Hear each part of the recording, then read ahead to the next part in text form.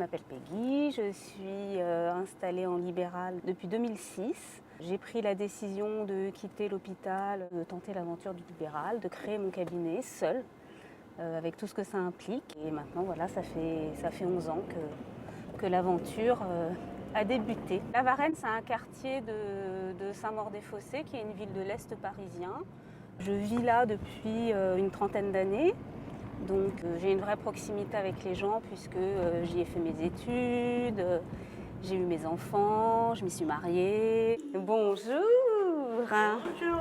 Des pommes de terre, du pain sucré. Mais qu'est-ce que tu veux de moi?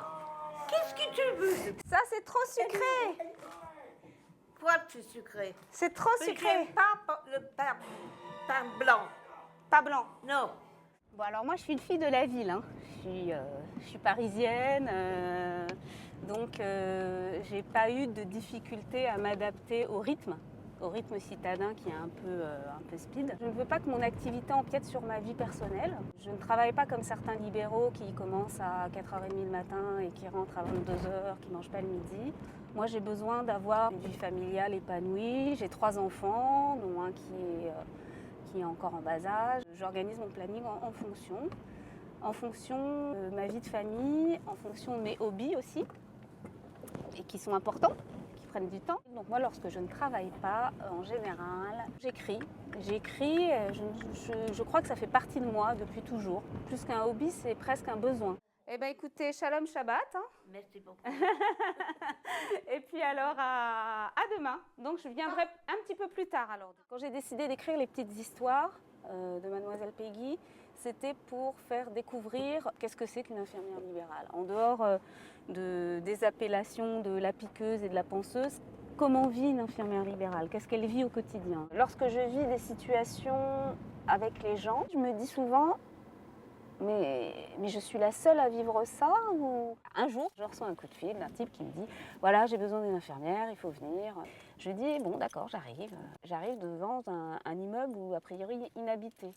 Donc, je le rappelle, je lui dis « Mais écoutez, l'adresse que vous m'avez donnée, c'est pas la bonne, a priori, il n'y a personne. » Il me dit « Si, il y a quelqu'un. On va venir vous chercher, je vous envoie quelqu'un. » J'attends et je vois un type... qui arrive, casquette vissée jusqu'aux yeux. Et il me dit, ouais, vas-y, suis-moi. Je le suis. Et là, petit à petit, on rentre dans cet immeuble désaffecté.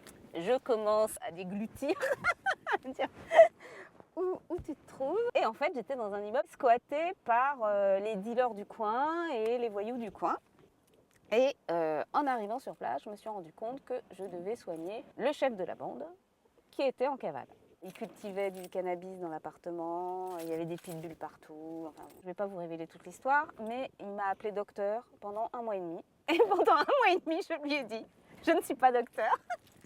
Et il me disait, ouais, docteur, toubib alors. Je dis, non, c'est pareil, je ne suis pas toubib non plus. Il me dit, ouais, pour moi, c'est pareil. C'était une grande aventure, cette histoire. Et vous pouvez la lire dans les petites histoires de Mademoiselle Peggy. Si vous voulez la retrouver, elle s'appelle Les Lascars.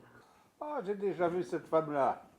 Alors, monsieur Boyer, professeur émérite à la Sorbonne, a écrit la préface des petites histoires de Mademoiselle Peggy et a été celui qui a voulu à tout prix que je publie. Il a été l'instigateur de la publication. Vous venez de faire?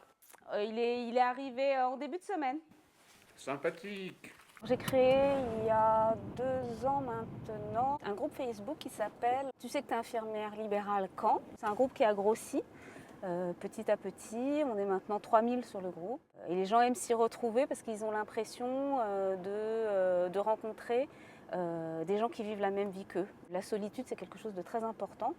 On est seul chez le patient, on est seul face au patient quand il y a une urgence. On est seul face à la douleur, on est seul face à la gestion du stress, on est toujours seul. Quand on est soignant, les gens nous disent des choses, ils nous confient des choses très intimes, qu'ils confient d'ailleurs pas à leurs proches. Moi, il m'est arrivé qu'ils me confient ah bah attendez, je viens de raccrocher avec mon amant, avec ma maîtresse, alors que l'époux légitime ou la femme légitime est dans la pièce juste à côté. Alors ça vous met un peu en porte-à-faux. Et la femme rentre, elle dit « À qui tu parlais, chérie ?» Et vous savez. Ils peuvent vous demander aussi, vous dire ah ben tiens, vous appelez, vous dire, ah ben tiens, allô Peggy, vous passez pas à côté d'une boulangerie là par hasard parce que j'ai pas eu le temps de prendre ma douche là comme je sais que vous venez.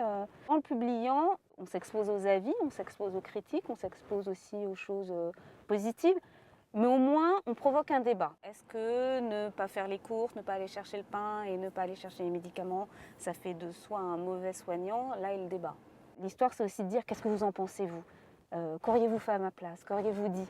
On vit tous des choses incroyables, des choses qui sont difficiles, parfois qui sont injustes. Quand je suis infirmière libérale, que je vais chez un patient, que je fais un pansement, une prise de sang, une sous-cutanée et qu'on va me payer le pansement, le deuxième soin à 50% et que tout le reste c'est gratuit, je trouve que c'est pas juste et ça il faut l'écrire. Je trouve que c'est pas juste que j'ai pas droit à des indemnités maladie avant 90e jour de carence. C'est pas juste qu'une infirmière qui travaille à l'hôpital puisse pas prendre ses RTT ni même être payée de ses RTT. C'est pas juste qu'une infirmière qui a déjà enchaîné plusieurs gardes de 12 heures à l'hôpital soit obligée de revenir sur un jour de repos parce que personne n'est remplacé. Et ça, il faut l'écrire. Et si on l'écrit, que les gens le lisent, peut-être qu'ils vont réagir. Le fait de descendre dans la rue, on a l'impression que c'est quelque chose qui ne marche plus et il faut trouver un autre moyen. Et étant donné que le système de santé est en train de craquer, de part et d'autre, il faut trouver un moyen. Alors pourquoi pas l'écriture ?